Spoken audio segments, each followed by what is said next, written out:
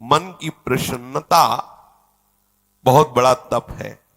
हर समय मन को प्रसन्न रखना बहुत बड़ी साधना है, बहुत बड़ा लाभ है, जिसका हर समय मन प्रसन्न रहता है। जानते हो किसका मन प्रसन्न रहता है? जिसका मन प्रभु से अपनापन कर लिया है। मन को सदैव प्रसन्न रखना है तो भगवत संबंध से ही मन प्रसन्न रह सकता है। ये मन चंचल क्यों रहता है, अशांत क्यों रहता है? ये जितना विषयों का चिंतन करेगा, जितना नाशवान परिवर्तनशील वस्तु व्यक्ति स्थान का संबंध स्वीकार करेगा, उतना ही जलेगा, उतना ही अशांत रहेगा, उतना ही चंचल रहेगा। त्यागात् शान्तिरनंतरम, जितना ऐसा वस्तु व्यक्ति स्थान का राग त्याग करेगा, उतना ही शांत हो जाएगा, उतना ही आनंदित हो जाएगा, उतना ही प्रसन्न हो जाएगा। मनः प्रसादः।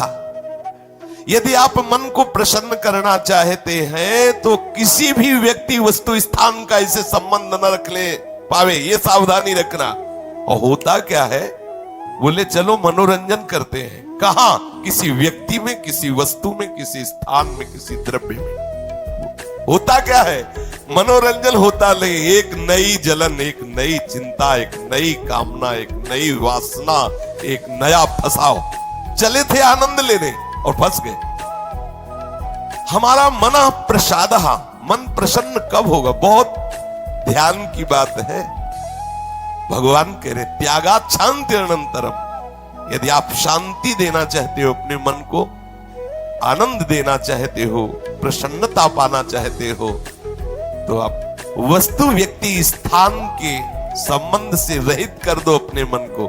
एकमात्र प्रभु के चरणारविंद में आप अपने मन को लगा दो। फिर आप देखें आपका मन सदैव प्रसन्न रहेगा, क्योंकि प्रभु अविनाशी है। वस्तु व्यक्ति स्थान परिवर्तनशील है। वो एक रस प्रसन्न रह ही नहीं सकता जिसका वस्तु व्यक्ति स्थान से संबंध है, नहीं रह सकता, क्योंकि वो एक रस नहीं है। तो मन कैसे एक रस होगा? वो विनाशी है, परिवर्तनशील है, मूल में दुख है, केवल ऊपर से सुखद दिखाई दे रहा है। मन में अशांति, दुख, क्लेश, बंधन का कारण है किसी वस्तु व्यक्ति स्थान से अपनापन कर लेना। सूक्ष्मता से देख लीजिए, अभी हम यही फंसे हैं, चाहे हम ज्ञानी भगत हो, चाहे प्रेमी भगत हो, अभी केवल मन के भगत हैं। मन को अभी भक्ति के मार्ग में नहीं खड़ा कर पाए। किसी भी वस्तु व्यक्ति स्थान से राग न रह जाना, ये वैरागी का लक्षण है। समस्त वस्तु व्यक्ति स्थान में एकमात्र सच्चिदानंद आराध्य देव को देखना, यह अनुरागी का लक्षण है। हम देखें कि हम न तो वैरागी है, ना अनुरागी है, हम तो रागी है। हर वस्तु व्यक्ति स्थान से हम सुख भोगना चाहते हैं। देख लो, अगर ऐसा नहीं तो फिर मन जाएगा ही नहीं। जब तक सुख की लालसा नहीं, तब तक मन जाने वाला नहीं। इसको जहां जहां सुख का मिलने का भाव है, वहीं वहीं ये जाता है। जब धन, संपत्ति, स्त्री, पुत्र, नाना प्रकार की भोग सामग्री, इनमें हम अपनापन कर लेते हैं तो मन हमारा चंचल हो जाता है। सबका प्रश्न होता है, मन भजन में नहीं लगता, चंचल है। मन चंचल आपने किया है, आपको ही छोड़ना पड़ेगा। आपने वस्तु व्यक्ति स्थान से संबंध कर लिया है, वो चंचल, परिवर्तनशील, नाशवान, वही लक्षण मन को आ रहे। वो आप अविनाशी प्रीतम से अपना संबंध कर लो, देखो कितना आनंद मन में रहता है, कितनी प्रसन्नता रहती मन में। भगवत चरणारविंद का आश्रय लेने वाला हर समय प्रसन्न रहता है, ये पहचान है। भारी से भारी विपत्ति में भी उसका हृदय आनंदित रहता है, क्योंकि ये विपत्ति संपत्ति बाहरी बात है। वो जिस आनंद में मगन है, वहां न विपत्ति का, न संपत्ति का, दोनों का प्रवेश नहीं, न हर्ष न शोक का। इसलिए मनः प्रसादः। साधक ध्यान दे संतुष्टः येन केनवा। हर परिस्थिति में मन को प्रसन्न करना सीखे, प्रसन्न रखना सीखे। परिस्थिति में प्रसन्न तभी रह सकते हैं जब भगवत चरणारविंद का आश्रय नहीं। कभी परिस्थितियां किसी को चैन नहीं लेने देती, कभी सहयोग, कभी वियोग, कभी हर्ष, कभी शोक, कभी अनुकूल, कभी प्रतिकूल, कभी मान, कभी अपमान, इसी द्वंद में हम पिसते रहते हैं। तो मन कहां प्रसन्नता का अनुभव कर पाता है? मन की प्रसन्नता के लिए सांसारिक वस्तु, व्यक्ति, परिस्थिति, देश काल, घटना आदि को लेकर के हम अपनापन, अहम करके उसे ना माने। जैसे ये व्यक्ति मेरा है, ये वस्तु मेरी है, ये स्थान मेरा है, ये अमुक अमुक मेरी। अब आपका मन प्रसन्न नहीं रहेगा, जलेगा, शांत रहेगा। अपने स्वार्थ या अभिमान को लेकर किसी का पक्षपात न करना।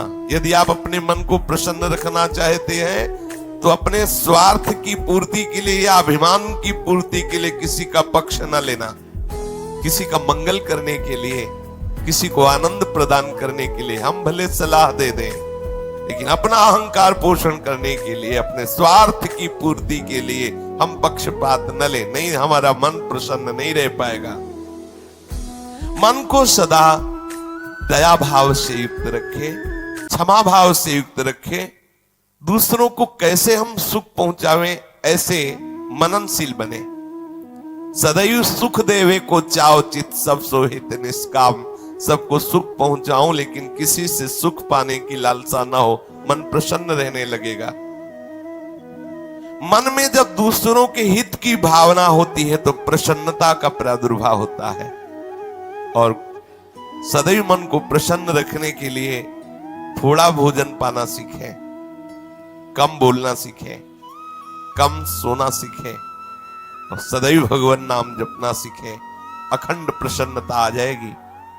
मानते हैं प्रारब्ध के अनुसार शरीर रोगी हो सकता है, परिस्थिति प्रतिकूल आ गई, संसार ने तुम्हारा त्याग कर दिया, लोग निंदा करते हैं, लेकिन आप प्रसन्न रहेंगे क्योंकि आपने बहुत बड़े करुणा निधान आनंद समुद्र प्रभु का आश्रय ले लिया है। उस आश्रय में जो बाधक भाव है उनका त्याग कर दीजिए। अधिक भोजन करने वाला कभी प्रसन्न नहीं रह सकता। और बड़ी विचित्र ये जिह्वा है, ऊब गए भगवान। रोज से पवाओ लेकिन रोज नए नए पदार्थ, पेट बढ़ता चला जा रहा है, मांस पेशियां बढ़ती चली जा रही, कब्ज बढ़ती चली जा रही है और जिह्वा खाते खाते बूढ़ी होने जा रही, फिर भी और खाओ और खाओ। पता नहीं कब तक खाओ खाओ खाओ। भोजन पर साधक ध्यान दे, नहीं तो आनंद का जो विषय मन की प्रसन्नता है वो आप नहीं धारण कर पाएंगे। बोले हित परमित भोजी, थोड़ा सरल, स्वाद रहित, स्वास्थ्य वर्धक, सतोगुणी भोजन पाया जाए। स्वाद रहित भोजन बहुत आवश्यक है भजन मार्ग में, बहुत आवश्यक। ये अधिक मीठा, चटपटा, खट्टा, ये वो सब कामोत्तेजना पैदा करता है, कब्ज बनाता है, मन को चंचल करता है। कई तरह के भयानक ऐसे दोष जो हमारी साधना में हानिकारक है। पक्का समझ लीजिए, ये अनुभूत बात कहते हैं। भोजन जितना सरस होगा भजन उतने चौपट होगा। पक्का समझ लो, ये भोजन बहुत घातक वस्तु है, बहुत घातक वस्तु है। साधक इस बात पर ध्यान दे, ये भोजन हमें मारे डाल रहा है। हमारा जीवन भगवत प्राप्ति के लिए है और ये आज पा लिया, वो पा लिया, ये गुलाब जामुन, ये लड्डू, ये वो, बस बुद्धि में विचलता, भगवत चिंतन रहित और नाना प्रकार की वासनात्मक खेल की कामनाएं, कल्पनाएं, ये भोजन के कारण। बहुत आवश्यक है भोजन सुधारना। भोजन नींव है परमार्थ की। जैसा खाओ अन्न वैसा बने मन। तो मन प्रसाद कैसे प्राप्त होगे, क्योंकि आपका भोजन ठीक नहीं है।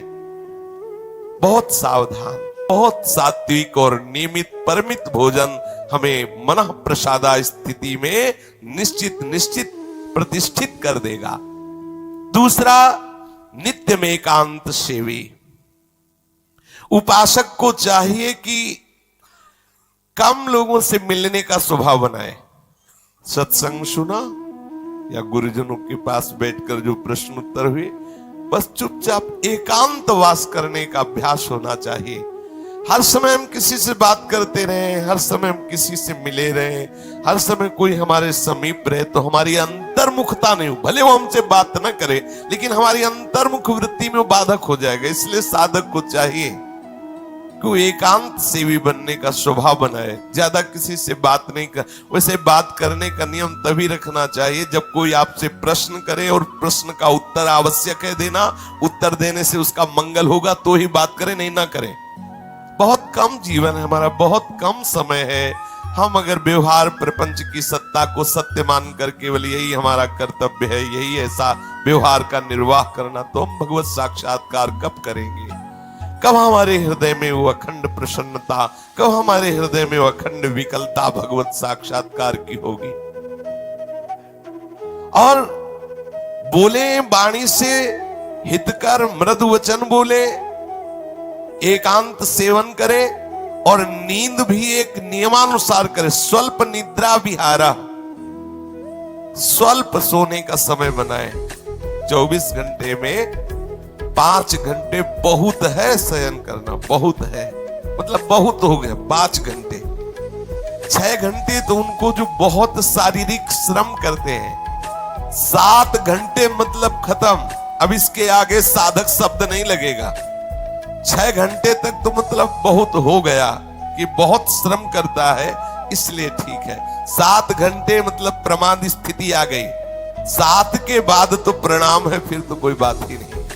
अब आप देख लो किस श्रेणी में आप हैं। उत्तम साधक 4 घंटे में हो जाता है, ठीक है। 5 घंटे पर्याप्त है।